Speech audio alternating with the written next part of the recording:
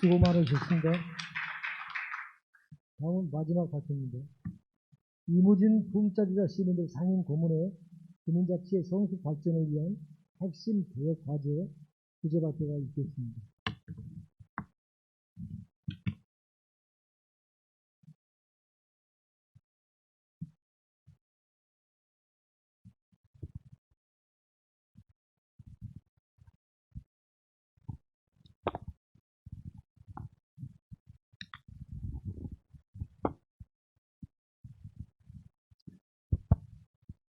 네, 여러분 반갑습니다. 두 번째 주제인 주민자치의 성숙 발전을 위한 핵심 개혁 과제라는 주제로 발표를 드리겠습니다. 부제로 영호남의 정치적 독점 지배 지역을 중심으로 이런 말을 써놨습니다.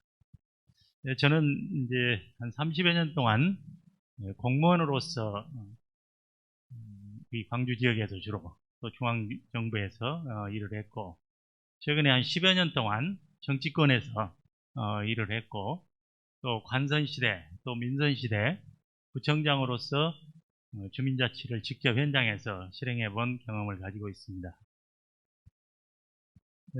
우리가 잘 아듯이 그동안 주민자치 발전 방안 또는 지방자치 발전 방안에 대해서는 많은 연구, 조사 등이 논의가 있었습니다.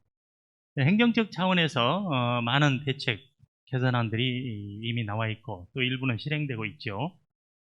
그러나 잘 아시다시피 우리 지방자치에 정당이 참여하도록 되어 있습니다. 그래서 지방자치에 큰 영향을 끼치고 있는 것이 사실입니다. 그런데 지역의 정치적 지배 구조에 관해서는 별로 공론화되지 않고 있습니다. 지역의 정치적 지배 구조가 주민자치나 지방자치에 어떤 영향을 미치고 있는가? 분명히 큰 영향을 미치고 있는데도 논의가 별로 없다. 그래서 저는 우리나라 정치의 그 골격 구조가 뭡니까? 영호남 지역 기반의 양당제 아닌가요? 그에 대해서는 일부 비판도 있고 또 그것이 무난하다는 그런 의견도 있을 수 있겠습니다만은, 그런 특징을 가장 잘 보여주는 것이 어디냐?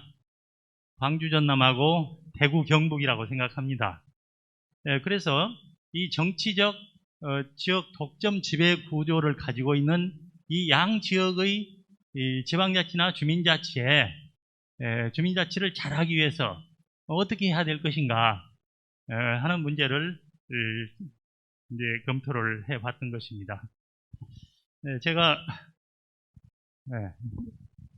드리고자 하는 것은 지금 목차 순서가 있습니다만은 저 내용 중에서 주민자치를 실시하고 이것을 발전시켜 나간다는 것이 갖는 의미가 뭐냐, 또 주민자치를 성숙 발전시키는 그런 노력을 어디에서 촉발해낼 수 있겠느냐, 어디에서 기대할 수 있겠느냐, 그리고 현장에 많은 어려운 문제가 있고 하지만 그 중에서 가장 근본적으로 주민자치 변화와 발전을 위해서 바뀌어져야 될 것이 뭐냐 하는 것을 집중적으로 검토를 해보고자 하는 것입니다.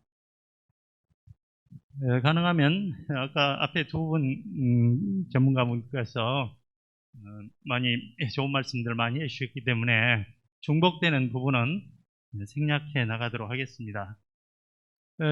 첫째, 주민자치의 위상과 가치. 주민자치가 대단히 지방자치의 아주 핵심 영역이다. 아마 이런 인식을 하게 된 것이 우리나라에 불과 이제 10년이나 밖에 안 될 겁니다. 2000년까지, 그러니까 지방자치법이 1949년에 만들어져 가지고 2000년까지면 50년이 넘었지 않겠습니까? 그때까지 주민자치라는 말은 법률 용어도 아니었고 일상 정책 현장에서도 없었어요. 주민자치위원회가 물론 그때 만들어졌는데 2000년 전후에서 그것도 하나의 자문기구적 성격이지 진정한 주민자치는 아니었지 않겠습니까? 그래서 주민자치가 법제화된 것은 2010년, 시범적으로라도 일부 실시한 게 2013년이라고 하는데 그만큼 우리나라 약 70년의 그 지방자치 법 역사에서 주민자치는 불과 현장에서 한 것은 10년이 채 안 된다. 이것을 우리가 직시해야 된다 하는 것이고요. 그래서 주민자치의 가치나 이런 것은 뭐 굳이 반복 설명하지 않겠습니다. 주민자치와 지방자치와 주민자치 편천 과정도 뭐 생략하고요. 그 다음에 주민자치 실시와 성숙 발전의 갖는 의미.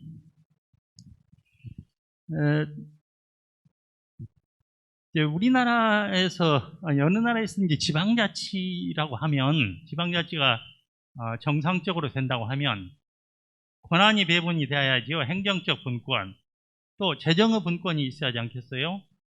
또 정치적 분권이 있어야 됩니다. 근데 우리나라에서 아까,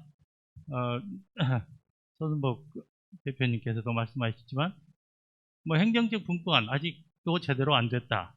재정 분권 마찬가지다. 정치적 분권은 더더욱 안 된 상태 아닙니까? 중앙정당이 제1선 지방자치에 다 참여하고 또 정치적으로 지배하고 그런 구조지요. 그만큼 우리 지방자치 구조는 취약하다. 그런 속에서 지금 시범 실시를 하고 현재 이루고 있죠. 그래서 우리의 주민자치 실시가 갖는 의미가 뭐냐? 저는 이 부분에 대해서 상당히 중시합니다. 뭐냐면, 본래 주민자치가 영국 같은 나라에서는 수백 년 동안 역사 속에서 자연스럽게 형성되어서 마을에서 주민이 자율적으로 공동의 일을 해나가는 그런 역사 속에서 형성된 제도인데, 우리의 경우는 방금 말씀드렸다시피 정부 수립 이후에 2000년까지, 그러니까 민선을 한 이후에도 95년 민선한 이후에도 사실상 일선 읍면동에서는 관치적으로 움직였지 자치적으로 한 적이 없다는 얘기예요. 그러다 어느 날 이제 2010년대 이후 시범 실시 과정에서 주민자치를 해보자 해가지고 극히 제한된 영역에서나마 자치를 정책적으로 하나의 정책의 전환으로 실시를 한 거란 얘기죠.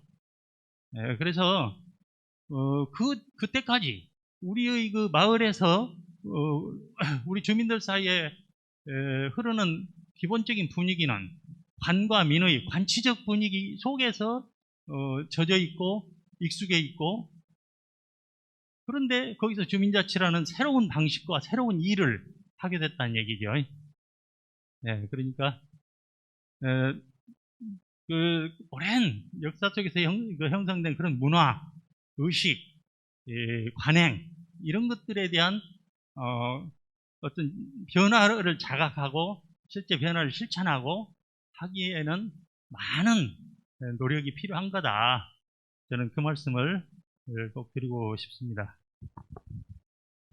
그래서 주민자치를 실시한다는 것은, 또 그것을 성숙 발전시켜 간다는 것은 어느 한순간 동시에 그 마을의 모든 일을 그렇게 하는 것도 아니죠. 할 수 있는 것부터 조금씩 확장시켜가고 그 의식과 역량의 성숙을 시켜가면서 같이 변화시켜가는 그런 일련의 과정이다. 그 말은 무슨 얘기냐면, 이 주민자치를 실시하고 육성해가는 과정이, 이것은 아주 체계적이고 계획적이고 정성스러운 그 육성 노력이 필요하다. 이런 얘기를 드리고 싶은 거예요. 누가 육성할 거냐? 사실 관에서 하던 일을 민간이 받은 거란 말이에요. 받는 사람은 이제 주민과 주민 지도자겠지요. 이관하는 사람은 공무원과 어떻게 보면 조직을 운영하는 단체장.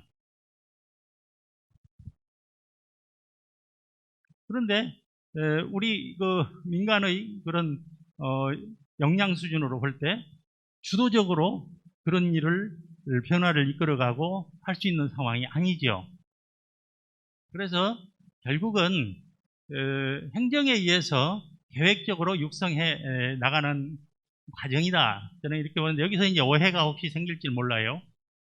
육성이라는 게 어떤 관의 계획에 의해서 자기가 생각한 어떤 방향과 어떤 주도하에 자기 방식으로 어떤 것을 이끌어간다. 이런 일반적인 육성이 아니죠. 자치에 맞는 자치의 의식과 문화를 만들어주고 그런 자발적인 그 자발성 또는 자율성, 자생력 이런 것을 주민들이 가질 수 있도록 그런 환경을 만들어주고 그렇게 하면서 변화를 시켜간다는 얘기지. 흔히 다른 업무에서 주도 자기 계획에 의해서 일을 적극 추진하던 그런 것하고는 전혀 성격이 다른 것이라는 점을 확실히 말씀을 드립니다. 그래서 주민자치를 육성하는 체계적인 그런 노력이다. 이런 것을 강조를 드리고요. 그 다음에 이제 우리 그러면 주민자치 운영 실패와 문제가 뭐냐.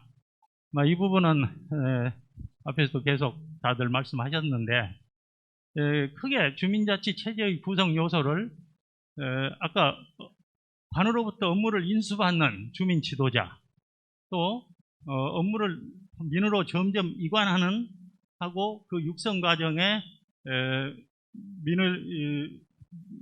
민간 주민들을 그런 자생력을 키워주는 그런 육성의 노력을 해야 될 공무원과 단체장 또 그리고 그 주민자치 육성의 방향과 내용과 절차나 원칙과 이런 것을 큰 틀을 가지고 제도적으로 컨트롤해가는 법제도 그리고 그런 것이 이루어지는 환경, 사회환경, 의식, 문화, 여건 등 이런 정치 그 중에서도 특히 주민자치의 그 내용과 성패에 결정적으로 영향을 미칠 수 있는 가장 큰 환경 요소가 뭐냐면 정치적 환경이라고 생각합니다.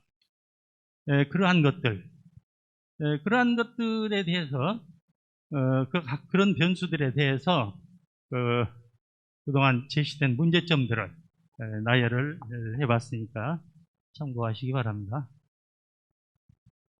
그러면 주민자치 운영 실패를 종합적으로 본다면 한마디로 본다면 아까 주민자치의 가장 기본 구성 요소라고 할 수 있는 법제도, 주민 지도자 문제, 공무원, 단체장 이 네 주체들의 그 상황이 어떠냐 주민자치를 잘 이끌어가거나 뒷받침하거나 할 수 있는 그런 거냐 우리 기준으로 보면 전혀 아니다 그죠? 전혀 아니에요.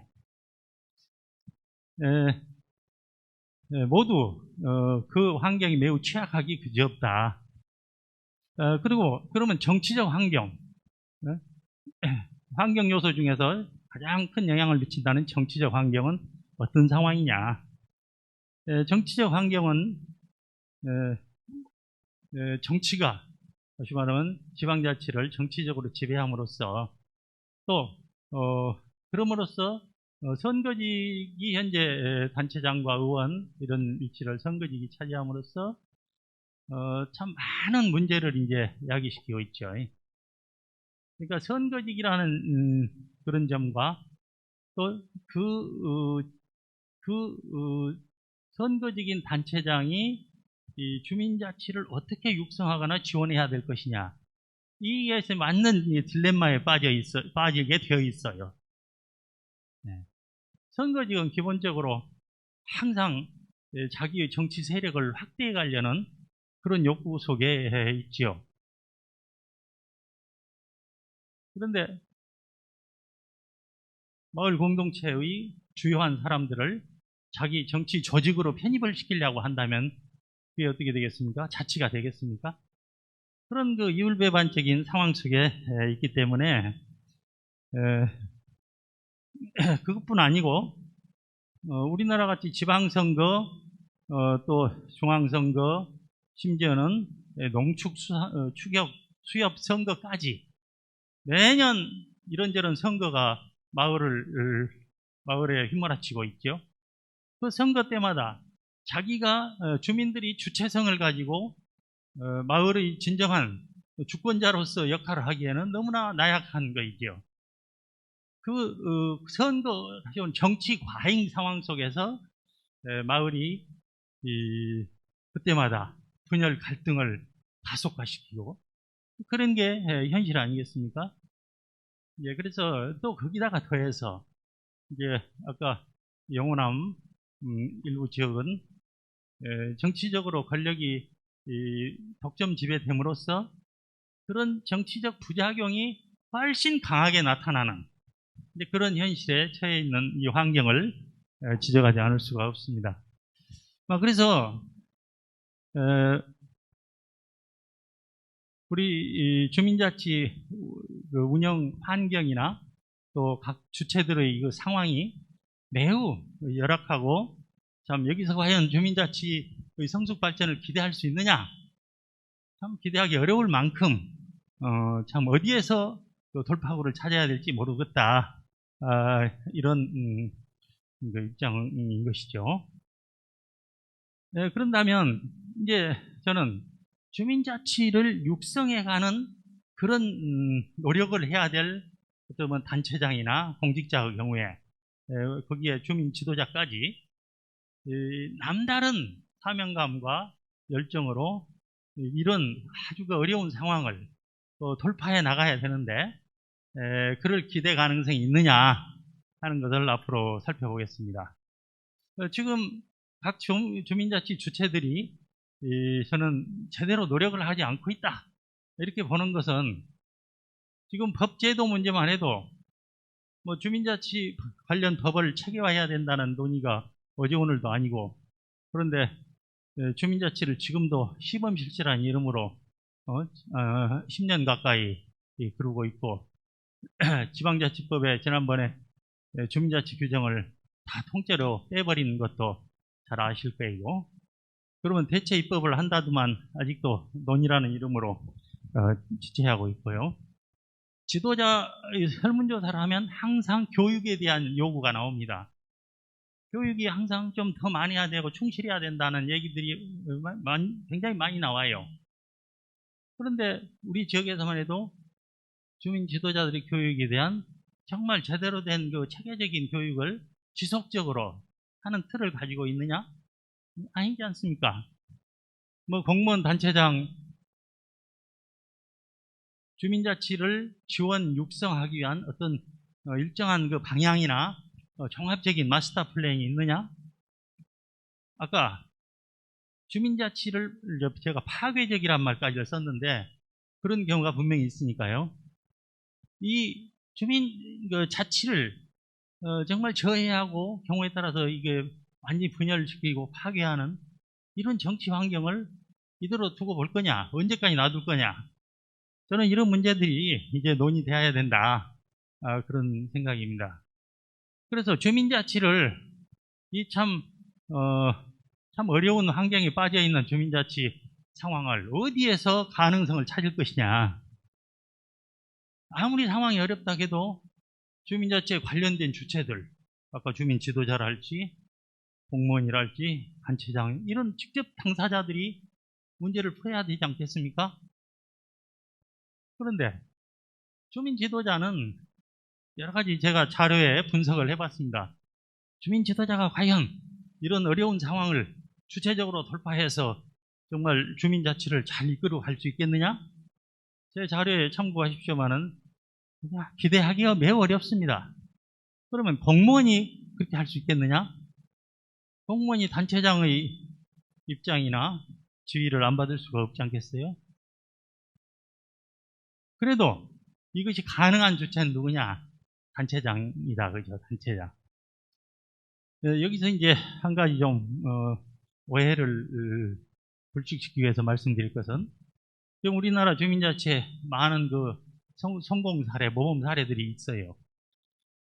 그런 것들은 보면 어떤 단체장이 잘 해가지고 모범 사례가 된 경우, 어떤 공무원이 아주 열정적으로 봉사해서 그런 경우, 또는 주민 지도자가 어려운 환경을 참 이겨내면서 성공 사례를 만든 경우 많이 있습니다.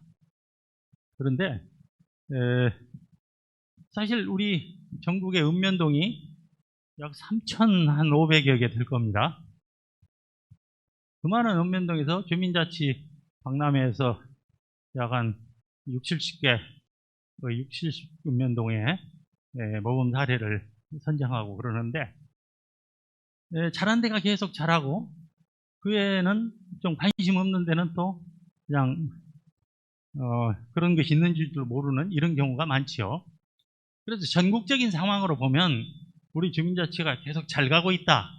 저는 절대 그런 평가는 안 합니다. 매우 더디고 참 어떻게 보면 우리 국력을 낭비해가는 그런 측면이 강하다. 저는 그렇게까지 생각하면서 그런 차원에서 문제를 한번 더 원인을 따져보고 개선의 가능성을 찾아보고 하자는 것이지 주민자치 전체를 폄훼하거나 그런 뜻이 아니라는 점을 말씀을 드립니다. 그래서 이제 단체장에게서 이런 문제를 돌파해낼 가능성을 확인해 본다면 사실 단체장은 지역의 막강한 권한, 책임, 또 그런 자원을 다 제공하면서 업무를 하기 때문에 단체장이 하려고 하면 할 수도 있겠다. 또 제가 민선 6기 때 도청장으로서 일하면서 해본 경험으로 한다면 단체장이 정치적 욕심을 버리고 정도적인 노력을 한다면 얼마든지 어떤 어려운 환경도 극복해서 또 수준 높은 주민들하고 함께 풀어갈 수 있다. 저는 그런 생각을 합니다. 그래서 단체장이 그런 어떤 정도적인 도전을 할 수 있겠느냐 하는 것이 이제 문제라고 생각을 합니다. 그래서 문제는 단체장이 나서서 하려고 하면 분명히 할 수는 있는데 단체장이 그런 어떤 도전을 할 만한 또는 적극적으로 노력할 만한 어떤 동기, 동인 이게 있느냐. 사실 그 점이 매우 비관적입니다. 단체장이 어떤 일에 적극 나서 나갈 때 그 이유는 무엇이겠습니까? 첫째, 법률적인 책임인 경우. 두 번째, 정치적인 어떤 득이 되는 경우.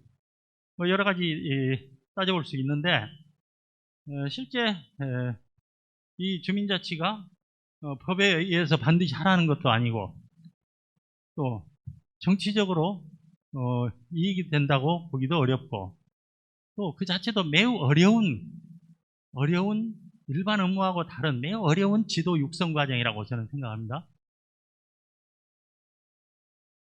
그래서 그 단체장에게 또 특히 여기서 이제 단체장에게 그런 어떤 적극적인 노력을 기대하기 어렵다는 이제 가장 큰 이유가 뭐냐면 이제 단체장이 이 정치적인 그 선거직이라는 점 때문에 그리고 지역의 정치 구조 속의 한 구성원이라는 점 때문에 특히 단체장이 그런 난국을 헤쳐나갈 수 있는 어떤 주도자로서 역할을 기대하기가 현실적으로 어렵게 되어 있다. 저는 이 어떤 구조에 대해서 말씀을 드리고자 하는 것입니다. 저기 문제점이라고 되어 있죠. 단체장의 추동력이 미약하다. 단체장은 좀 딜레마적인 그런 입장에 빠져 있다고요. 선거직이기 때문에 항상 자기 어떤 조직 세력을 확보해야 되는데 그 조직 세력을 확보한다는 것은 주민자치를 육성하는 것하고는 서로 상치되게 되어 있어요. 자기 조직을 확대하고 막 그런 노력을 하면 할수록 주민자치 성숙 발전에는 저해가 되는 거고 또 그러려면 아까 다른 발표자도 말씀했지만 그것을 완전히 그 주민들한테 가능하면 동네 일을 맡기고 그래야 되는데 그런다면 단체장으로서 어떤 정치적 활동에 또 제약을 스스로 자제를 해야 되는 문제가 되고 이런 딜레마. 그 다음에 독점 정치 체제 속에서는 어떤 문제냐? 사실은 독점적인 그런 권력을 속에서는 매우 그 비합리적인 그런 세력이 지배하는 경우가 많고 그래서 결국은 단체장이 정치적으로 자기 위치를 확보해 가기 위해서는 자기 나름의 세력을 만들어가지 않으면 안 되는 그런 구조 속에 있다는 얘기죠. 그럼 자기 세력을 확보해 가려는 노력을 하면 할수록 주민자치 성숙 발전에는 방해가 될 가능성이 매우 높게 되어 있다. 그런 속에서 과연 단체장이 어떤 선택을 할 것이냐. 참 단체장도 어려운 입장에 있다는 얘기죠. 자, 그래서 영호남 그런 그 정치적 독점 지배구조 속에서의 그럼 어떻게 문제를 풀어가야 할 것이냐.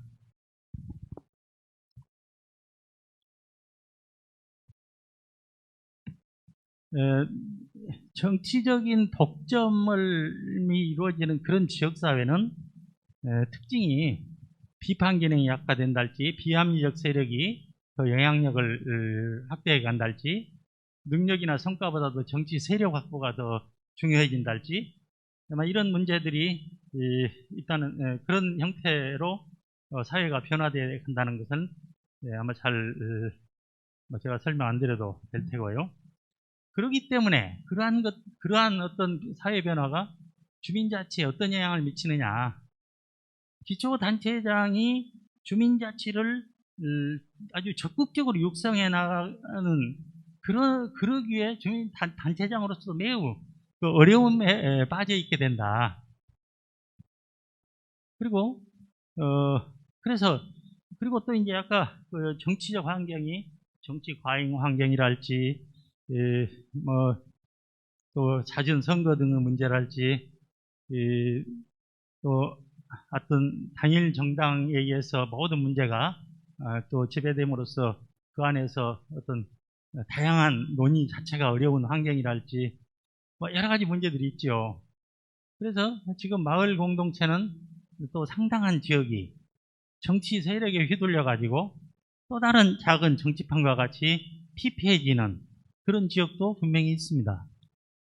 이런 여러 가지 많은 이제 문제들이 일어나고 있어서 과연 이런 난국과 구조를 어떻게 타개할 거냐? 그러면 현 정치 구조에서는 주민자치 발전이 절대 불가능하냐?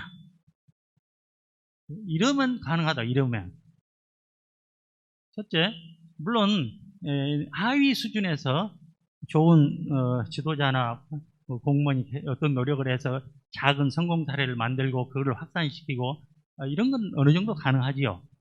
그러나 보다 더 근본적으로 크게 보면 단체장이 어떤 태도를 취하느냐에 따라서 이런 문제들이 더 크게 좌우되고 근본적인 문제가 되기도 하고 또 그렇기 때문에 일단 지배정당이 그 지역사회 지역 정치적 지배 지역에서 정말 그 가능성이 거의 없지만 그 지역에서 완전 혁신적인 정치 개혁을 한다고요. 정말 투명한 어떤 정치를 하고 또 일선 작은 정치에 개입하지 않고 또 예를 들면 기초자치 같은 경우는 아예 무공천을 해버린달지 이런 획기적인 어떤 조치를 한다. 그러면 가능하겠지요. 주민 지도자가 어떤 외부의 유혹이나 정치적 요구나 이런 것에 개입하지 않고 당당하게 똘똘 뭉쳐서 정말 우리 마을의 주인은 우리다.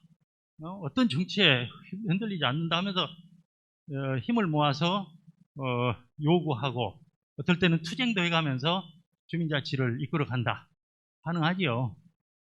그러나 현실적으로 그런 기대를 과연 얼마나 할 수 있겠느냐 이런 점입니다. 그래서 제가 이제 마무리를 하자면 주민자치의 성숙 발전을 위해서는 이 정치적으로 정치적인 요소, 기초자치에 있어서 그 정치적인 환경 이걸 개선하지 않고는 절대 불가능하게 되어 있다. 특히 이렇게 완전 독점 지역에서는 불가능하게 되어 있다. 그래서 기초자치의 정당 참여를 배제해야 된다는 여론이 압도적인 것은 옛날이나 지금이나 마찬가지지만 전혀 움직임이 없지 않겠습니까? 저는 최소한 지역사회가 경쟁적인 정치구조라도 되어야 된다. 정당들의 경쟁적인 정치구도가 되면 아까 정치적인 폐해가 많이 줄어들 수가 있습니다. 독점 지역보다는. 저는 그러기 위해서라도 최소한 그런 정도의 변화가 오지 않으면 지역 발전이 매우 어렵다. 이것은 광주 전남이나 대구 경북이나 그런 독점 지배하고 있는 전국의 자치단체 다 똑같은 문제입니다. 이런 문제에 대해서 단순히 주민자치에 관해서만이 아니고 사실 다른 정책 분야에서도 똑같은 문제가 있습니다. 이런 근본적인 개혁 과제를 논의하고 또 개선하기 위한 어떤 지역사회적인 논의와 자성 또 어떤 변화를 모색하는 추구하는 그런 지역사회적인 운동 이런 것이 정말 절실히 요구된다 하는 점으로 문제를 제기를 드리면서 발표를 마치겠습니다. 감사합니다.